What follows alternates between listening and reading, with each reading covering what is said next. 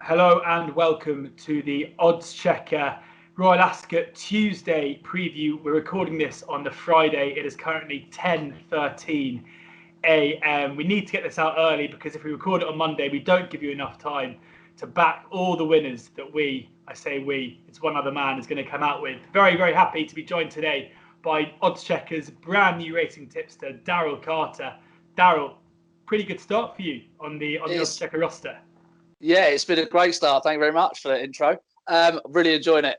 One daily nap a day. Hopefully, giving people a few winners already. Nice to land an 8-1 bigger priced winner yesterday. But yeah, I'm really enjoying it. Looking forward to Royal Ascot. Well, Andy couldn't be with us today, but it's probably a good thing given that yesterday you both tipped up horses in the same race and your one scooted up at 8-1. I know Andy doesn't like to be taken on, so it's pretty lucky that even if it would just be a virtual clashing of minds, it's probably lucky that he isn't with us. Before we get into this, I'm going to ask you a bit about yourself and your background, Daryl, in a second, and then we'll go through Tuesday's card of Royal Ascot. But before we begin, I just want to point everybody listening, everybody watching in the direction of the Oddschecker app. It is free to download and collates all the best bookie offers, the best tips, obviously, yourself included, the best odds, and all the best free bets too. It is the smartest way to bet for the shrewdest of punters, and there is no better time than to download it as before Royal Ascot, because there'll be so many tips, so many offers, and so much value to be had. Daryl, for those who you suddenly sprung into their consciousness about a week or so ago when Oddschecker started tweeting your tips, tell us a bit about how you got into racing and how you got into tipping. I've always been a big fan of racing, but it was my granddad that really got me into it. There's a lot of people do get into racing by their elderly grandparents and stuff. He got me into it. He was a very small punter. I've just developed a passion for really being obsessed with trying to find winners and studying form. I'm currently a hospitality race day tipster at Cheltenham, at Newmarket, Sandown, and a resident at Wincanton for the jump season, which I love doing. I love interacting with people. You get a good feel of people, get a good bit of banter back and forward, which is always good fun. I've got a daily column for gg.co.uk where all my daily tips will come out. And of course, the daily nap exclusive to the Oddschecker app now. So, yeah, it's been really fun. I've done different sort of previews and stuff for Colossus as well. So I've done lots of bits and pieces, just hoping to progress.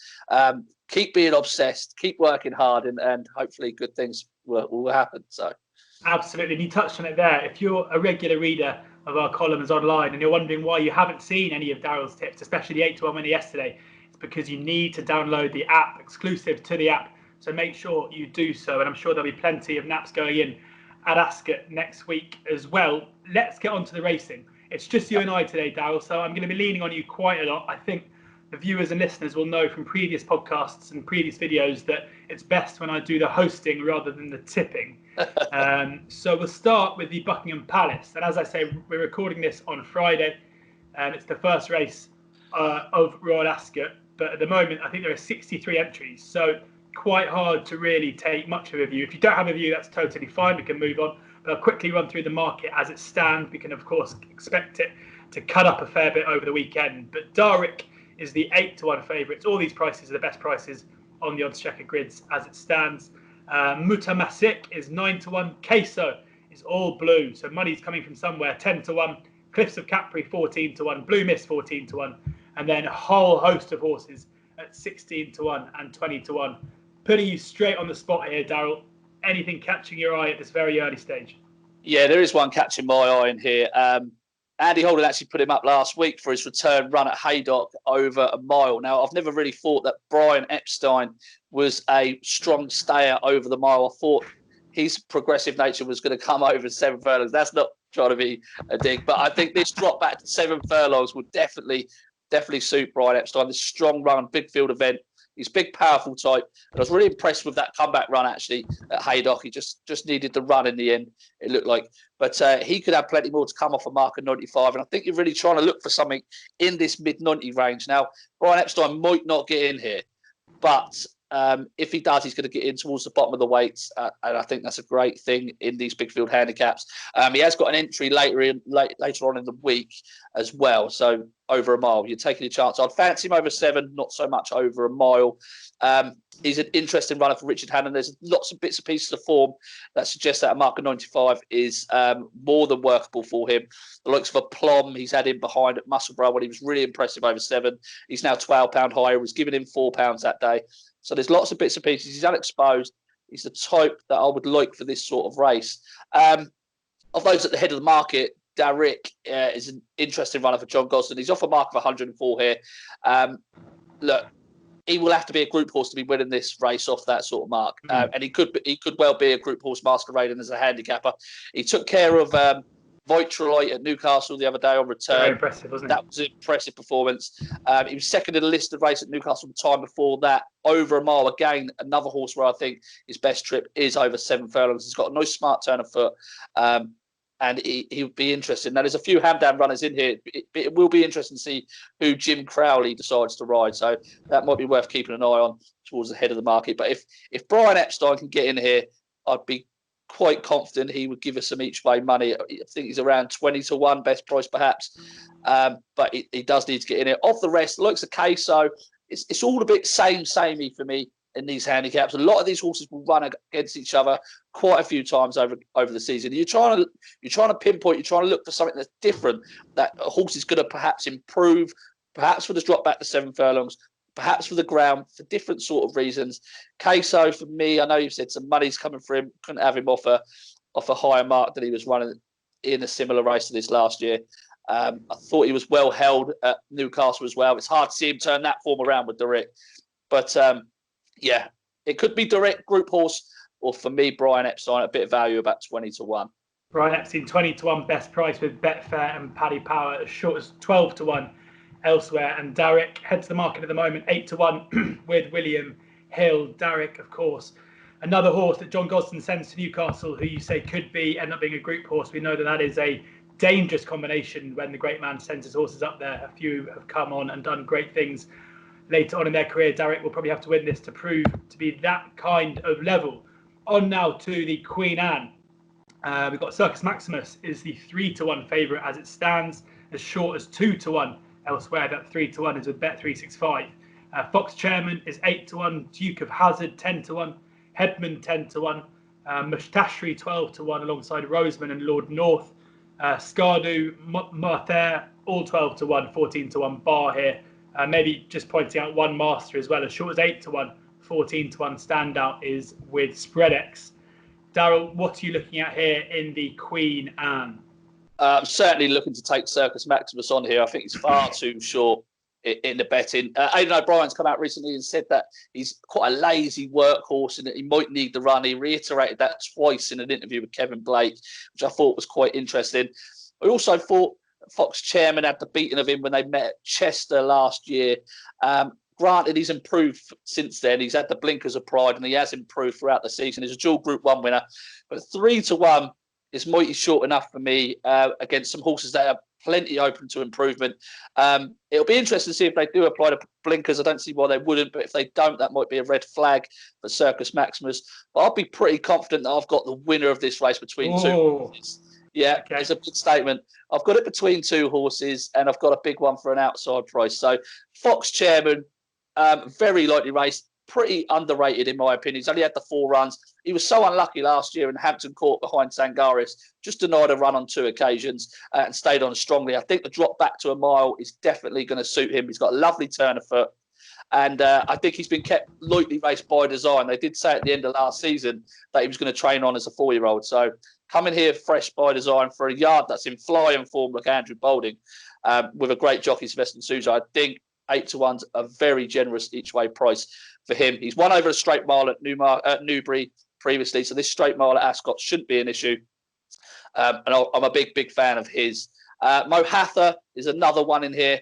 Could have plenty more to come. I was actually at Newbury on his debut. Newbury when he beat Great Scott over 7 furlongs. He was so powerful through the line that day. Everything told you he was a miler. He ran extremely well on return after injury last year in the QE2. that was on heavy ground. He would have absolutely hated that. He was denied a clear run as well. But that form is just as strong as the favourite Circus Maximus. So at 12-1 and 8-1, you could Dutch the pair of those and still get bigger odds than the favourite. That would be where I'd be looking. But there is actually one in here as well at a massive 50-1. I know I'm kind of tipping up 3 horses here, but 50-1. It's all right, we're one in the 50s, that's fine. Yeah, 50-1. Bless him. I thought he was much better than the bare result at Newmarket behind Marie's Diamond the other day. He didn't really handle Newmarket. It was his first attempt on that course. But if you go back previous to that at Ascot, he's 2 out of 3 on the Ascot straight course. He actually beat Lord North very, very easily, giving him £4 on the bridle the run previous to that. Now, Lord North's a 14-1 shot in here. And I think his run beating Elek at Haydock has been over-exaggerated. And bless him, is 50-1. They're going to run off level weights here today, so he's £4 better off. And he's got a fantastic record at Ascot. At 50-1, I've seen a lot worse 50-1 shots than bless him. He's still on the improve. Lovely, lovely horse. Going to travel well into contention. Hopefully he can just have a bit of a turn of foot towards the end and come home stronger than most. But 50-1, it's wild. Unless he's not going to run here, that's wild. I'm sure there will be a few people looking to bless you if that goes in on Tuesday. 50-1, Sky Bet, Betfair, Paddy Power, Unibet, and Betfred. A bit bigger on the exchanges as well if you want to chance your arm with a win-only bet. That is Bless Him for the Queen Anne. The other two you flagged up, Fox Chairman, 8-1 with Bet365 and Ladbrokes and Coral. And we have Mohathir, basically 12-1 across the board. So 3 bullets there to take on the Aidan O'Brien short price favourite. As I say, as short as 2-1, a price that Daryl Carter is keen to take on, with making a very good case for those 3 against it. Absolutely rattling through these now. When we get on to the King Edward, Mogul is another short-priced Aidan O'Brien favourite at 13-8. Short enough price as well for the Derby. A few people sweating on their Derby bets after backing him before he came over to Newcastle. Was beaten that day by Kamiko. The form of that run now looks a hell of a lot better. Kamiko winning the 2,000 guineas last week. Al Dabaran is 6-1. Mohican Heights 7-1. Arthur's Kingdom and Cormorant both 10-1. 12-1 bar. Start at the top of the market. Daryl, 13-8 best price on the Aidan O'Brien. Good thing, or is it a good thing? I can't have him. I don't think anything he's done so far screams like he wants 1.5 miles to me. Aidan O'Brien's had 6 favourites beaten in this race in the last 10 years. He's had 15 horses in total run in this race in the last 10 years. And all of them have had a run over 1.25 miles or further before coming into this. And this all steps up from 1 mile straight over to 1.5 miles. I know they think it's going to suit him. He is a master trainer, but 13-8, not really for me. There's actually a very likely race. David Simcock runner in here called Mohican Heights at around 7-1. David actually won this in 2015 with that was his only other entry in the last 10 years in this race. So it's interesting that he thinks enough of Mohican Heights to put him in here. I thought he was impressive at Salisbury. He actually had Berlin Tango in behind, who's gone on to win the Derby trial at Kempton. Obviously, that form, you need to take that with a pinch of salt because that's over completely different trips. But Mohican Heights just screams like he wants much, much further. He's quite powerful with his nature.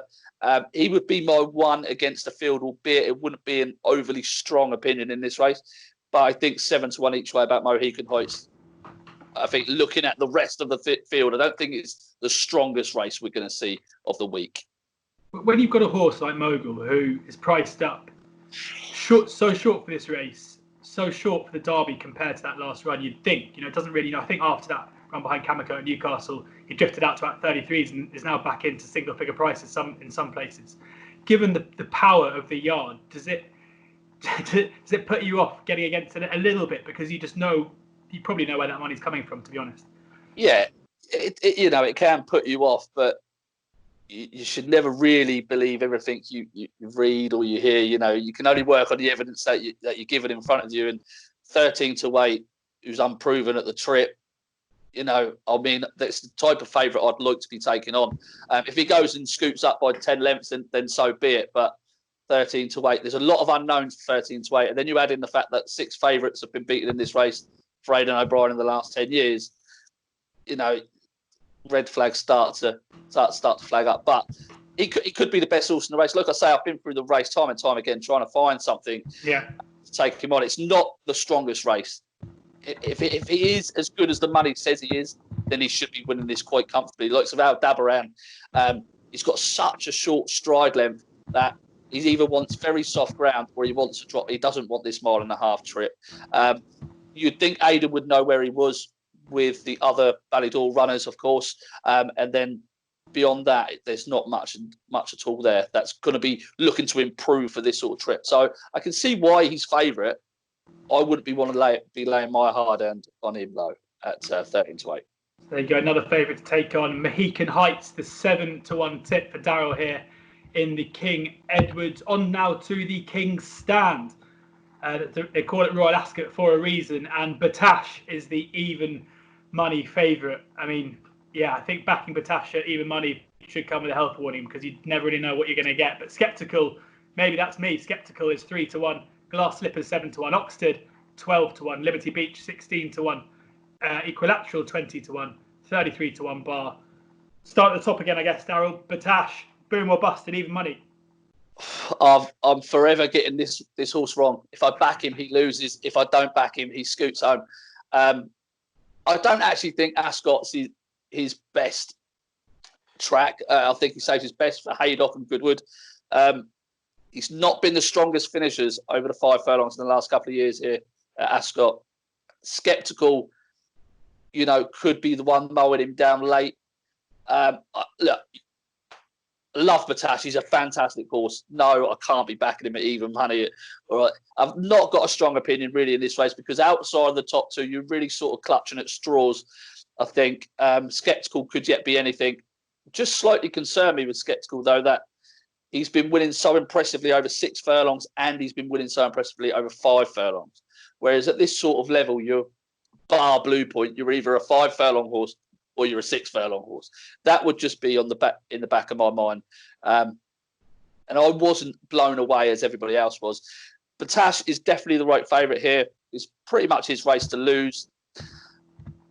Look, I'll probably have a stab at something at a price and probably play for a place in this race, to be honest. Oxted, not for me over 5 furlongs. I think 6 furlong trip is what he wants. I think he'll find this far too quick. He's got a nice big long stride, and I think he comes late in his 6 furlong races. So I think he wants 6. Tis Marvellous, perhaps at 33 to 1. Not without a shout. Loves it here at Ascot. He's not really had conditions to replicate his, albeit a handicap win last year in July over 5 furlongs on good to firm ground here. Now, he ran a really good time that day. He was carrying 9 stone 8. Those figures, I know you shouldn't compare times across different days and races, but those figures would have put him in the frame back in 2018 in this race. So he just might have a little bit more to come, even though he's a 6-year-old. He could be running on for a place late on, but this race is a dangerous one to get seriously involved in, I would say. Yeah, Oxted 12 to 1 is with William Hill and Bet365, and Tis Marvellous 35 to 1. Bit of a funny price. That is with Betfred. You mentioned Blue Point. This time last year, doing the Oddschecker Royal Ascot preview, we did all the days in one go, and we got to the Diamond Jubilee, and we were running through the prices. And I got to Blue Point, and I said, well, we don't have to mention Blue Point because he's not going to run here. So we scooted straight past the winner of the race because I was like, well, he's not going to run, so what's the point in talking about him? They're actually talking about thinking about running Sceptical in both as well. I see an interview with Dennis O'Hagan. So that's a possibility it could happen again this year. So when we had Neil Channing on the Cheltenham preview podcast, he was tipping up related doubles left, right, and centre, Daryl. So I'm gonna have to cut you off there before you start suggesting having the Sceptical double in both races. I don't think that's allowed. Duke of Cambridge, 3 races to go on this whistle stop tour of day 1 of Royal Ascot for Oddschecker with Daryl Carter. Nazif is the 130 favourite. Miss O'Connor 9 to 2. Jubiloso 11 to 2. Lavender's Blue and Terabellum both 6 to 1. Queen Power 7 to 1. I mean, there's a few left in here. I have a feeling this is a race that will cut up a fair bit before we get to Tuesday. So you're probably taking a chance no matter what you back. But what's catching your eye at this stage? I definitely think it's a race to wait until the Tuesday to have a bet in.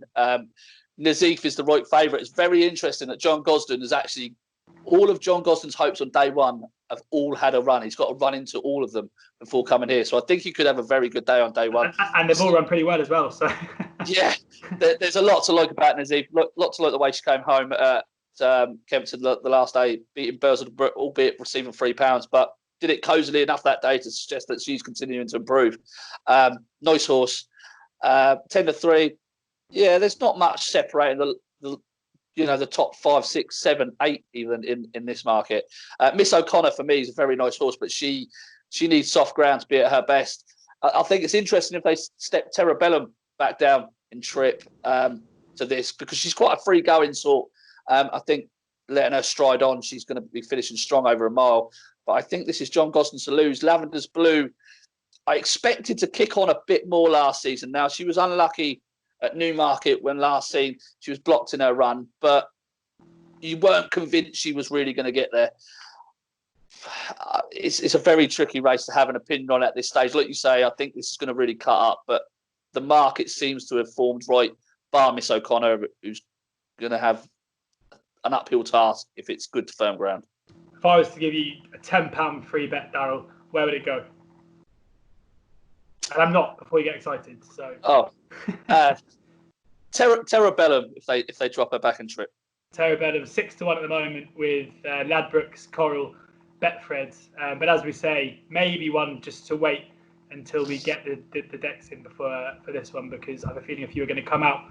The Ribblesdale now, the penultimate race of day one. Frankly, Darling is the 7-4 favourite ahead of Miss Yoda at 5-1, and Trefoil also 5-1. Elfin Queen 11-2, Bournemouth Pride 13-2. Ennistimon is 12-1, 16-1 bar, including West End Girl, who's owned by Mike Spence, who we had, of course, on the Guineas Festival preview, who ran very well at a big price over last weekend. Anything here? We'll start at the top of the market with Frankly Darling, 7-4 favourite, rightly so. Yeah, perhaps she's open to probably the most improvement in the field. This doesn't look the strongest of renewals, if I'm being honest, but I wasn't blown away with her. She did get away from Theoban at Newcastle was as powerfully as I first thought. When I first watched the race, I thought, wow, right. I've gone back, reviewed it, watched it again and again. It doesn't get better every time you watch it. 7-4 was mightily short. This might be a funny race this year. I don't think the best horse in this race might win this race. I think this is going to be a race for horses that have got experience. And you're coming back to then Miss Yoda and perhaps West End Girl of Mike Spence. I actually liked the run of West End Girl. I thought she did improve at Lingfield. She was held by Miss Yoda, but the pair of them didn't really handle Lingfield. They were all over the place. West End Girl was very unbalanced on the undulations of Lingfield. She could have more to come up in trip. She stayed on nicely. It's almost like she was getting the hang of things and still being taught at the end. I think 20-1 about a horse with her sort of experience is a fair each way price. I can't see a standout star in this at the moment. This race might be one of those that works out great going forward, but the winner of this race, I think, is going to come with most experience. Miss Yoda, I'm not entirely convinced, is going to be the strongest stayer at the stiff trip at Ascot. I would have West End Girl to reverse the form with Miss Yoda, actually. But I've got no real strong opinion. If you're giving me another free bet, I'd take an each way stab at West End Girl and hope Mike Spence is celebrating. Maybe that's why Mike couldn't join us today, as he didn't want to. I said he gave us English King last week, and you could tell he did it through gritted teeth, and it was all blue come Saturday morning. So maybe that's why he steered clear of us this time. But no, it was very good of Mike to give us that winner, and best of luck to him. A good friend of Oddschecker's. Best of luck to him with West End Girl at 20-1. That is with Paddy Power and Betfair. We've got to the last race of the day, Darren. It's absolutely flown by. I hope it flies by this quickly. Last time it flew by this quickly at Ascot, it was because of too much pimps.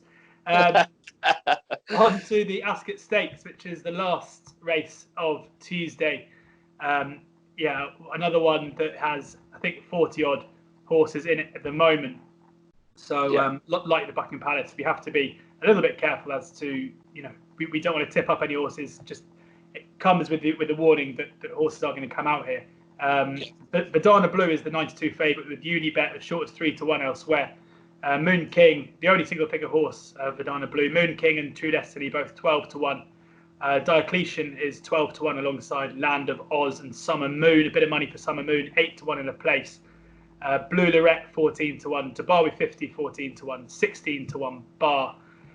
And there are a lot down there as well. So, yeah. Any horses maybe just to keep an eye on rather than back now, or just to get involved with? I wouldn't be getting involved right now. I think your advice is great to wait. There's going to be a lot coming out here. There's going to be a lot of different things to look at here in terms of pace angle, etc.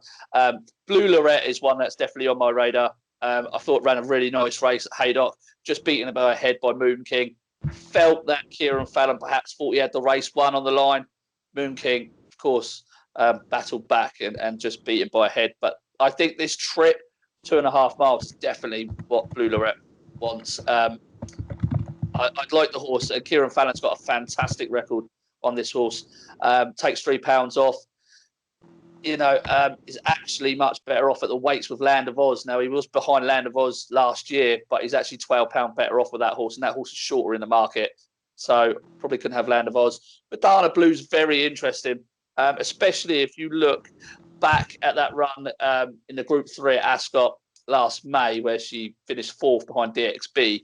That form is fantastic, but this is a different trip. This is 2.5 miles. She runs over 2 miles. She's a bit of a speedster over hurdles. 2.5 miles on the flat might be a slightly different test, especially carrying 9 stone 10 off a mark of 100.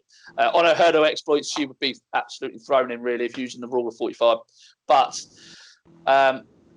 short enough with a big weight over a trip she's not guaranteed to get.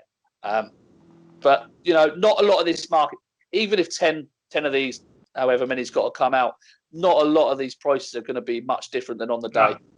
So it's definitely worth waiting around and getting on the Oddschecker app and having a little scoot around on the day and seeing where the best price is. So Blue Lorette 14-1 as it stands. I guess with the Badana Blue, probably worth seeing what the market does on the morning of the race as well, because that could be fairly significant there. But 14-1 best price for Blue Lorette, 9-2 Unibet with Badana Blue at the moment.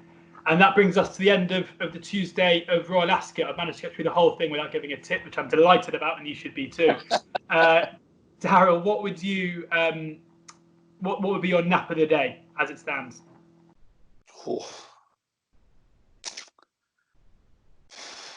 I'll go. I almost said bless him at 50-1. I think you can. I think Mike gave us Starcat for the guineas as one of his, and if the race had been four or 5 furlongs, we'd have absolutely hacked us, so it was fine. But yeah, but I've got such a loyalty to Fox Chairman. I'll tell you what, let's go Brian Epstein in the handicap over 7 foot, the Buckingham Palace handicap. Let's go Brian Epstein at 20-1. Brian Epstein at 20-1 is Daryl Carter's current nap of the Tuesday of Royal Ascot. Make sure, if you like what Daryl said, even if you haven't liked what Daryl said, to be honest, make sure that you download the Oddschecker app. You get all the best offers, all the best prices, free bets, the absolute lot. And if you want Daryl's nap of the day, not just for Royal Ascot, but every single day for racing going on around the UK, then you can only find it there. If you've enjoyed this video, make sure you stay tuned. We're recording this on Friday the 12th, but early next week, we'll be recording our previews for Wednesday, Thursday, Friday, and Saturday. Can't believe next week we've got Royal Ascot and we've got the return of football. So much to get excited about. So Oddschecker is the place to be for all of that. Enjoy the week and make sure you bet responsibly, and hopefully you've got a few winners in here too.